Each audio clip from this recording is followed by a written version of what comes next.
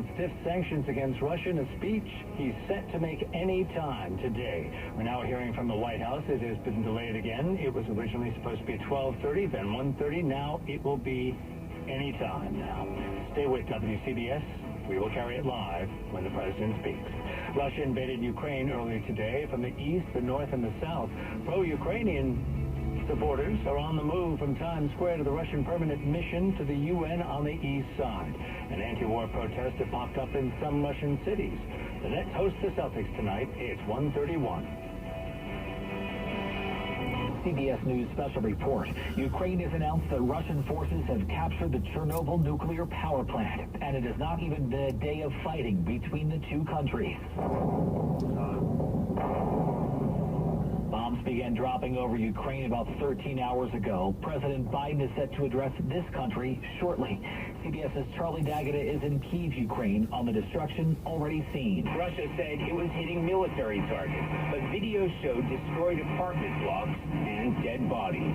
On the Russia side, what people are seeing on state-run TV is different than what's actually happening, as Felix Light reports from Moscow. Across the main state channels, bulletins claimed that the invasion, which official media call, quote, a special operation, was Russia's only option, and that Russia had to liberate Ukrainians from their democratically elected government. President Biden is expected to announce additional sanctions on Russia when he speaks momentarily. CBS News special report on that Piper. And we will take you live to the White Hey, House Rippy. when the president speaks. WCBS News Time 1:32. Ukrainians in New York are banding together for a rally as they worry about family back home. Steve Burns has more. Yeah, I got a lunchtime here, so I'm checking out the news. Sleepy Joe Biden was supposed to speak at 1:30, but I guess he's not awake yet, so they're delaying the speech a little bit. My friends, they woke up early in the morning in Ukraine at 5 a.m. They all woke up to explosions. Olga Kovalenko put this rally together, hoping to send a strong message. Apply all sanctions that they've been talking about. I mean, like, it should be very, very strong sanctions, financial sanctions. She tells me she fled Ukraine with her husband in the midst of its last diplomatic flare-up in 2014. My family, my mom is still in Ukraine. My brother, my husband's family is there. We must stop this. We must stop this brutality. The march was set to go to Russia's consulate and permanent mission on the Upper East Side. In Times Square, Steve Burns, WCBS News Radio 880. Some anti-war protests have broken out in Russian cities. Moscow has warned protesters they face arrest and prison. A protest monitoring group says more than 60 anti-war demonstrators have been detained in 44 cities across Russia. That's a sketchy part of Route 67 where I was looking to the right. I looked to the left, to the right, to the left, to the right, and then started to pull out when the guy was coming at me from the left. That was my fault. It's the worst thing we've all dreamed of. Andrei Dobryansky is with the Ukrainian. But he stopped. He didn't honk his horn or anything, so just need to be more attentive to my driving, that's for sure. If somebody were to try to bring a tank in the middle of New York, I wouldn't necessarily leave either. So it's a hard decision for every family to make individually. Oh, yeah. He says Putin wanted to take over the country and wipe out Ukrainian culture. But their spirit will never Those die. truckers, They banned our language, they banned our religion, they banned our songs and culture. But Ukraine is still a culture and a people that exist that we will continue to exist. Hey, Jerry. Yeah, I'm not sure what the deal is with these truckers. I mean, is it really a legitimate a protest thing, or is it a divide and conquer type operation where you have the people supporting it and you have the other people pissed off because they're doing it? It seems to be what happened up in Canada. But I don't know.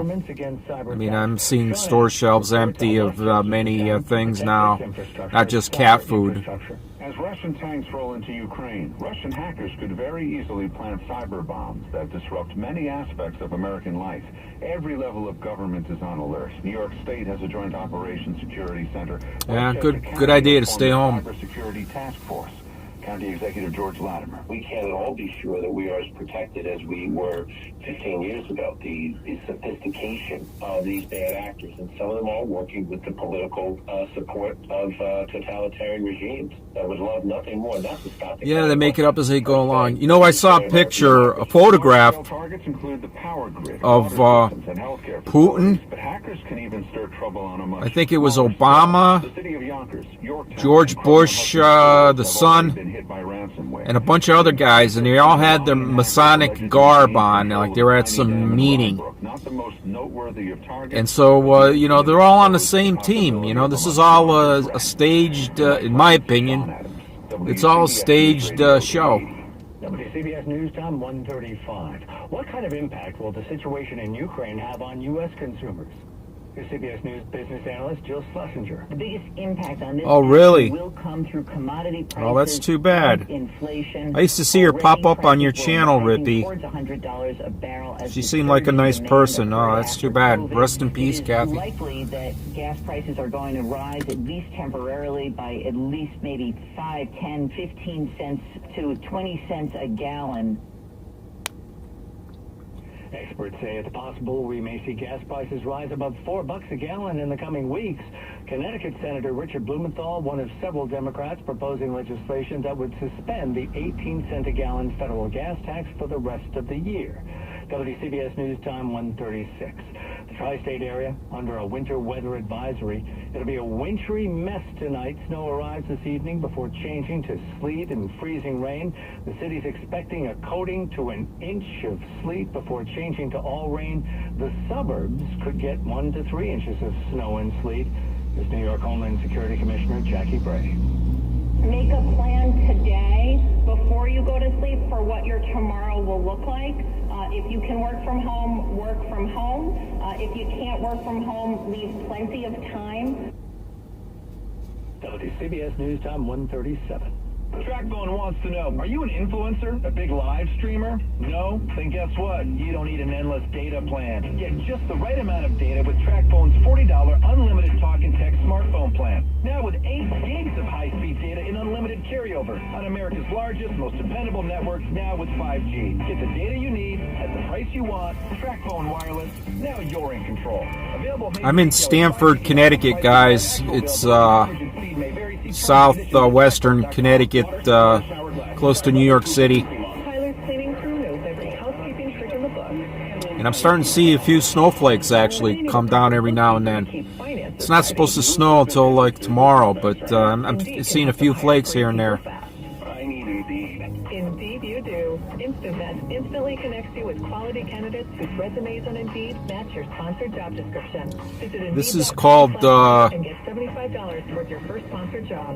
Terms and conditions High Ridge Road, President Biden Rippy, to address the nation. and I'm in the northern part of Stamford.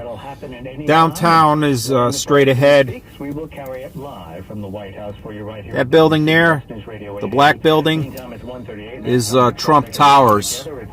It's a Trump hotel apartment condo building that he built a few years back. All the way down into the 30s. That's roving construction there with at least 1 lane blocked. To Jersey, northbound of the Parkway, on the entrance ramp at exit 140, there's a broken down vehicle. Southbound by the Bergen Tolls, there's a broken down vehicle, a lane blocked there as well. What is it that makes you uniquely you? Well, DuckDuckGo doesn't think that's any of their business, and frankly, it shouldn't be the business of any tech company. Protect your privacy online for free with DuckDuckGo. Next traffic update 148, breaking traffic news when it happens. I'm Jim Feldman in the WCBS Traffic Center. Now let's get the forecast. Oh, really? Bob Larson.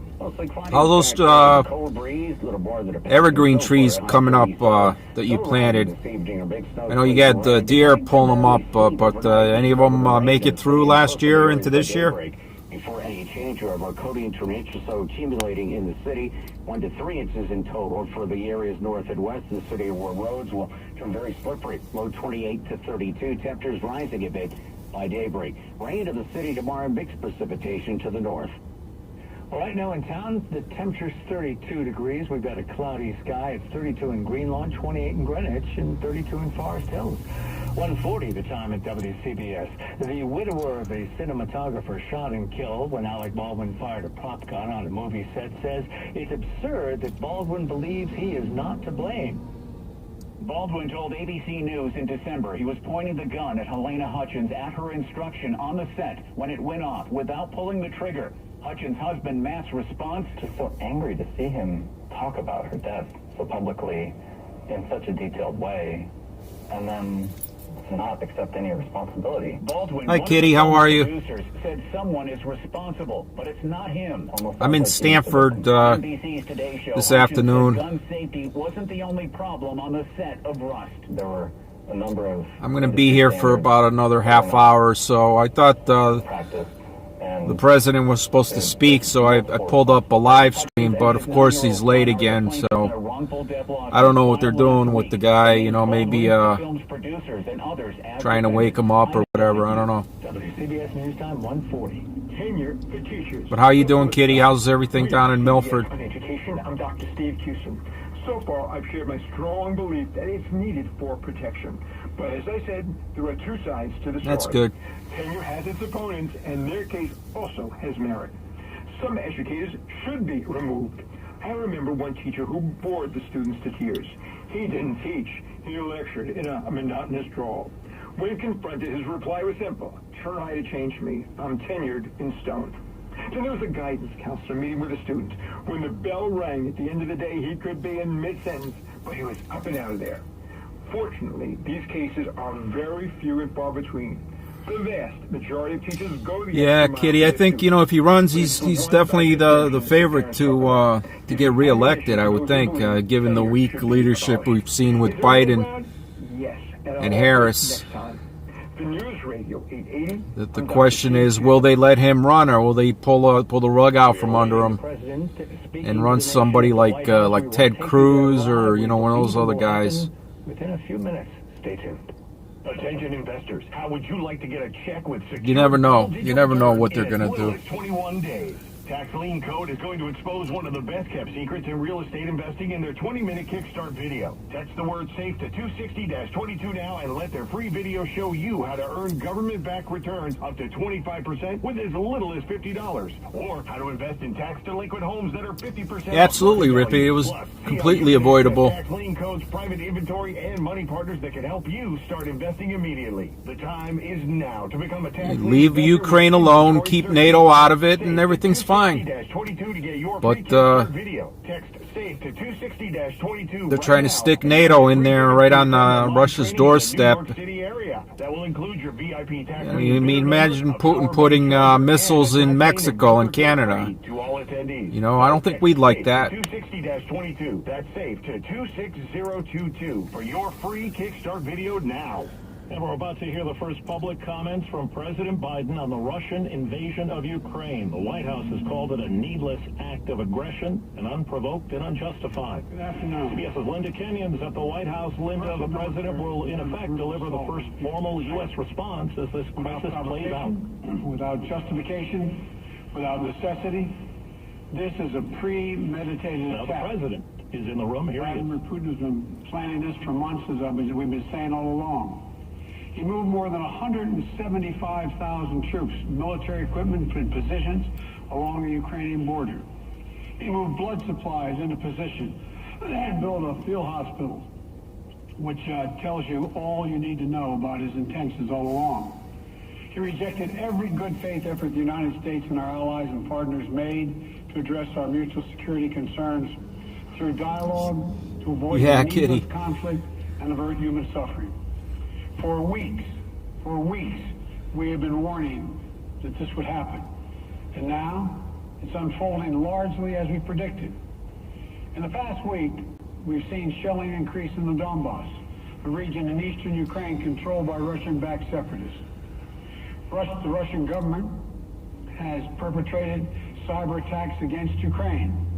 We saw a staged political theater in Moscow, outlandish and baseless claims that Ukraine was about to invade and launch a war against Russia, that Ukraine was prepared to use chemical weapons, that Ukraine committed a genocide.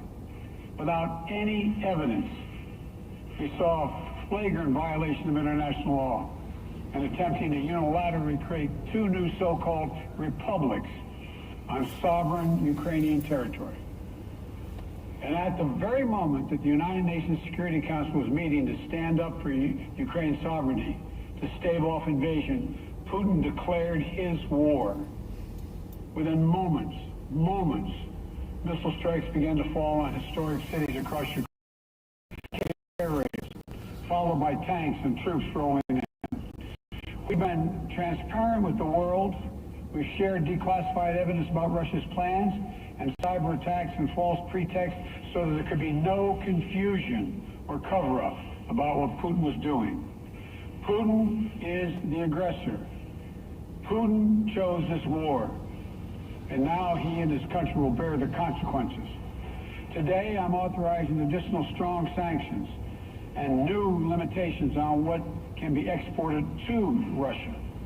This is going to impose severe cost on the Russian economy, both immediately and over time. We have purposely designed these sanctions to maximize the long-term impact on Russia and to minimize the impact on the United States and our allies. I want to be clear, the United States is not doing this alone. We've been building a coalition of partners representing well more than half the global economy. Sanctions, bottom line. European Union, including France, So, Germany, as well as the United Kingdom, Canada, Japan, Australia. They're going to starve Russian children, I guess. You know. The joint impact of our response. I just spoke with the G7 leaders this morning, and we're in full and total agreement. We will limit Russia's ability to do business in dollars, This is euros, pounds, and yen.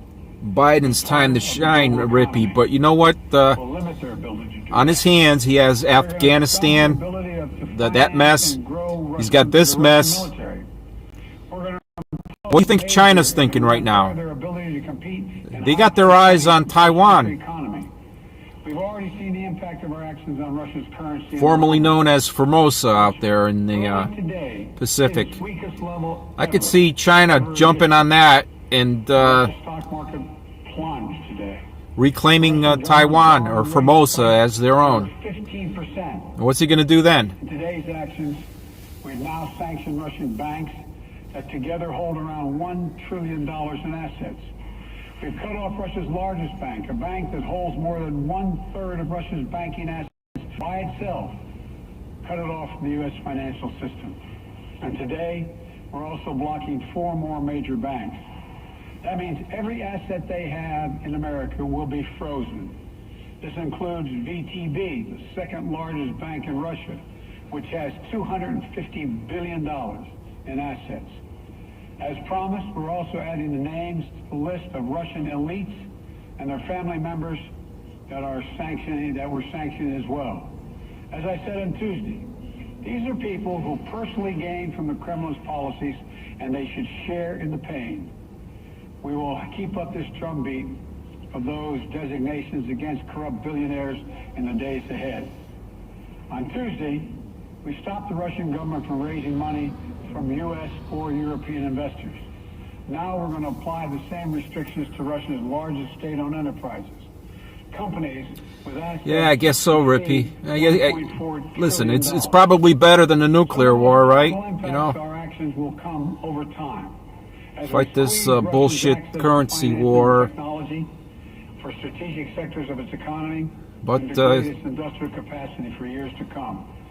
Between our actions and you've got psychopaths on both sides running these countries, and so you never know what can happen.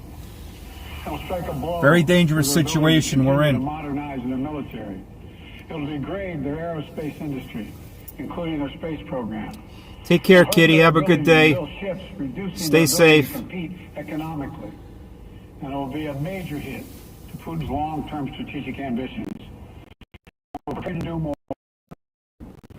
The economic penalty. We're also taking steps to defend our NATO allies, particularly in the East. Tomorrow, NATO will convene a summit. We'll be there to bring together the leaders of 30 allied nations and close partners to affirm our solidarity and to map out the next steps we will take to further strengthen all aspects of our NATO alliance. Although we provided over $650 million in defensive assistance to Ukraine just last year, let me say it again. Our Our forces are this year, last year. will not be engaged in a conflict with Russia. $650 million. What happened with that money? Fight in Ukraine, but to defend our NATO allies and reassure those allies in the East. As I made crystal clear, the United States will defend every inch of NATO territory with the full force of American power. And the good news is, NATO is more united and more determined than Hey, Red, how you doing, buddy? There is no doubt that the United States and every NATO ally will meet our Article 5 commitments, which says an attack on one is an attack on all. Over the past few weeks, I ordered thousands of additional forces to Germany and Poland as part of our commitment to NATO. On Tuesday, in response to Russia's aggressive action, including its troop presence in Belarus and the Black Sea, I've authorized deployment of ground and air forces already stationed in Europe. What's the news? Well, Sleepy Joe was supposed to go live at 12:30, and he was late. He was supposed to go at 1:30, and he didn't start for probably another 10 minutes after that. But he's announcing some more sanctions against Russia, freezing up their assets here in the United States, which probably was expected. NATO came together and authorized. He's talking something about NATO. I wasn't sure if he was admitting Ukraine into NATO. I don't think he can do that, but or he's sending troops into Poland and some other countries around Eastern Europe that are part of NATO. It seems like. Part of NATO's response, including some of the U.S.-based forces that the Department of Defense placed on. I guarantee you there will be no question and answer with this guy. He will walk off. Defense Secretary Austin and Chairman of the Joint Chiefs General Milley. It's not on the teleprompter. He can't answer. Should they become necessary to protect our NATO allies and support the greatest military alliance in the history of the world, NATO. As we respond, my administration is using the tools, every tool at its disposal, to protect American families and businesses from rising prices at the gas pump. You know, we're taking an American oil and gas company should not exploit this moment to. Yeah, the president that's pretty pleased for the gas companies not to raise their prices. Why doesn't he just fucking freeze the prices with an executive order? He's the president. Energy supplies for any disruption. We've been coordinating with major oil-producing and consuming countries toward our common interest to secure global energy supply. We are actively around the world to a collective release from the strategic petroleum reserves of major energy-consuming countries. And the United States will release additional barrels of oil as conditions warrant. I know this is hard, and that Americans are already hurting. I will do everything in my power to limit the pain the American people are feeling at the gas pump. This is critical to me. But this aggression cannot go unanswered. If it did, the consequences for America would be much worse. America stands up to bullies. We stand up for freedom. This is who we are. Let me also repeat the warning I made last week. If Russia pursues cyber attacks against our companies, our critical infrastructure, we are prepared to respond. For months, working closely with the private sector to harden their cyber defenses, sharpen our ability to respond to Russian cyber attacks as well. I spoke Hey, Red, to President Zelensky of Ukraine. That building there is the Trump Plaza in Stanford. It's a big building. I think it's a condominium type deal that he built a few years ago. Russia propaganda outlets will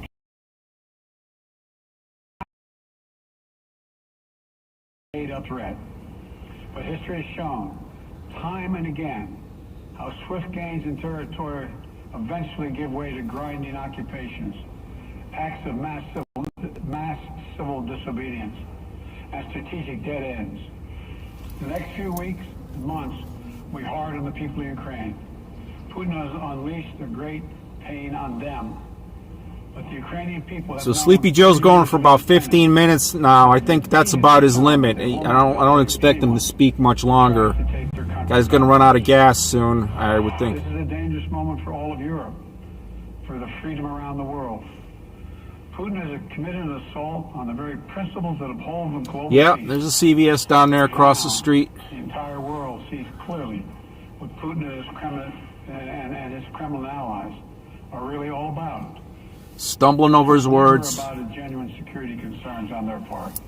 It was always about naked aggression, about Putin's desire for empire by any means necessary, by bullying Russia's neighbors through coercion and corruption, by changing borders by force, and ultimately by choosing a war without a cause. Putin's actions betray a sinister vision for the future of our world, one where nations take what they want by force. But it is a vision that the United States and freedom-loving nations everywhere will oppose with every tool. No, he can't read. The United States and our allies. I mean, he was fairly coherent the first. He's running out of gas right now. Against Ukraine will end up costing Russia dearly. I mean, there's only so much baby blood they could pump into the guy, you know what I mean, before they prop him up. Putin will be a pariah on the international stage. Any nation that counters Russia's naked aggression against Ukraine will be stained by association. And the history of this era is written.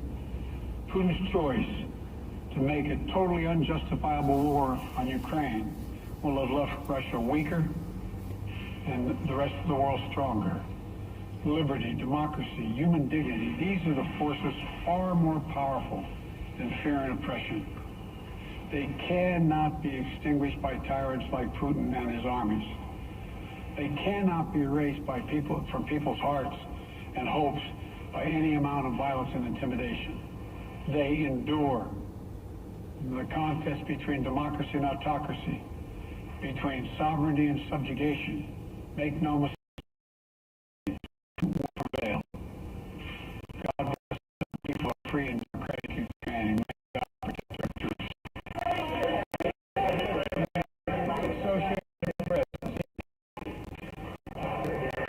He is taking questions. This is going to be interesting. Putin at this point, and what interactions do you have with the Russian government?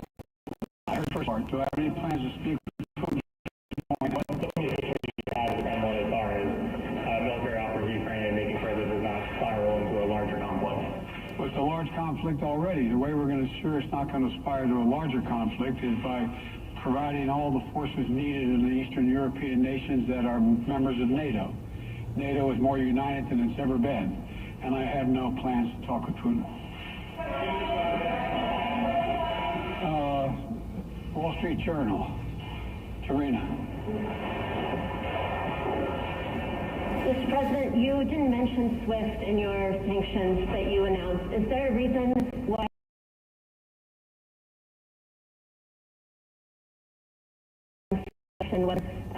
Russia should be allowed to be a part of it? The sanctions that we propose on all their banks are of equal consequence, maybe more consequence than SWIFT, number one.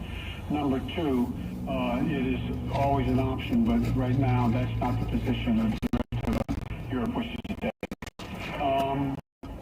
Cecilia Vega, ABC. Sir, sanctions clearly have not been enough to deter Vladimir Putin to this point. What is going to stop him? How and when does this end? And do you see him trying to go beyond Ukraine? And a second question I'll just give to you now. This statement that he gave last night, the threat that he gave, the West will face consequences. Any you have in history. Is he threatening a nuclear strike? I have no idea what he's threatening. I know what he has done, number one. And number two, no one expected the sanctions to prevent anything from happening. It has to show, this is going to take time, and we have to show resolve, so he knows what's coming. And so the people of Russia know what he's brought on them. That's what this is all about. This is going to take time. It's not going to occur. He's going to say, oh my God, these sanctions are coming, I'm going to stand down. He's going to test the resolve of the West to see if we stay together, and we will. We will, and it will impose significant costs on him. Will he go beyond Ukraine, sir? Do you see him going beyond? Yes. Two topics. First, markets are down and gas prices are up. I know you always stress the difference between Wall Street and Main Street, but everybody seems to be for some economic pain. How economically painful is it going to get for people in this country? And I do have one more question. First of all, there's no doubt This that when a major this nuclear question power should be, attacks why don't you another country, executive order to freeze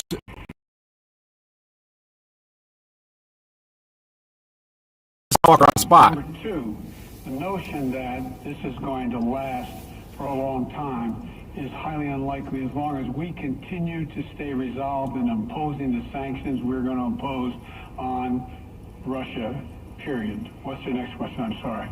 The next question is, did you underestimate Putin, and would you still describe him the way you did in the summer, a worthy adversary?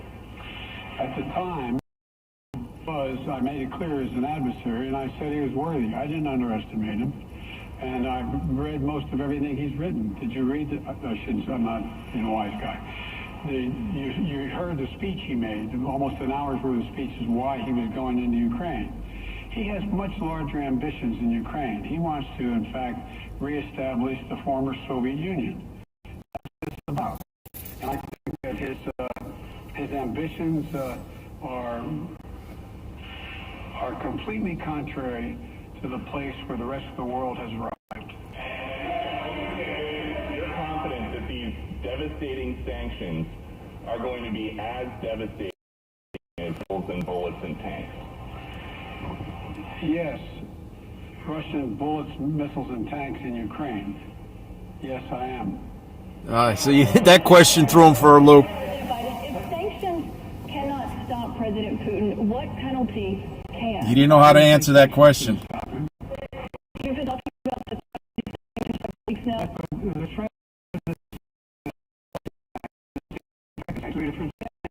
Yeah. He's going to begin to see the effect of the sanctions. And what will that do? How will that change his mindset here, given he's Because attacking we'll so Ukraine? weaken his country that he'll have to make a very, very difficult choice. We'll starve Russian children so much that he'll have to bound. The big nations cannot bluff when it comes to something like this. You recently said that the idea of personally sanctioning President Putin was on the table. Is that a step that you're prepared to take? If Not a not, bluff, it's on the table. sanctioning President Putin? Yes. Why not sanction him today, sir? Why not sanction him today? Mr. President, if I can Answer the detail question. some severe and swift new sanctions today and said the impact it will have over time. But given the full-scale invasion, given that you're not pursuing disconnecting Russia from what's called SWIFT, the international banking system, or other sanctions at your disposal, respectfully, sir, what more are you waiting for? Specifically, with the sanctions we've imposed exceed SWIFT. The sanctions we impose exceed anything that's ever been done. The sanctions we imposed have generated 2/3 of the world joining us. They are profound sanctions. Let's be patient in another month or so to see if they're working. Yes. Can I ask about Zelensky? You spoke to Senator Zelensky yesterday, sir. What's the risk that we are watching the beginning of another Cold War, and is there now a complete rupture in U.S. and Russian relations? There is a complete rupture right now in U.S.-Russian relations if they continue on this path that they're on. And in terms of a Cold War, that depends. You have Yeah, I'm sure, Rippy, that's probably the case. I filled up this morning. It was still $3.59 at my local gas station. Around the world. Here to, so I'll be back at half tank. I'm probably going to fill up before I go home. Urging China to help isolate Russia? Are you urging China to help isolate Russia? I'm not prepared to comment on that at the moment. It's another question that threw him for a loop.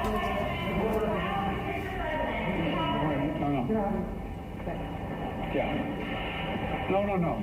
He's had his hand up a long time. Thank you, Mr. President. How concerned are you that Putin wants to go beyond Ukraine into other countries, and the U.S. will have to get involved if he moves into NATO countries? Well, if he did move into NATO countries, he will be involved. We will be involved. The only thing that I'm convinced of is if we don't stop now, he'll be emboldened. If we don't move against him now with these significant sanctions, he will be emboldened. You know, every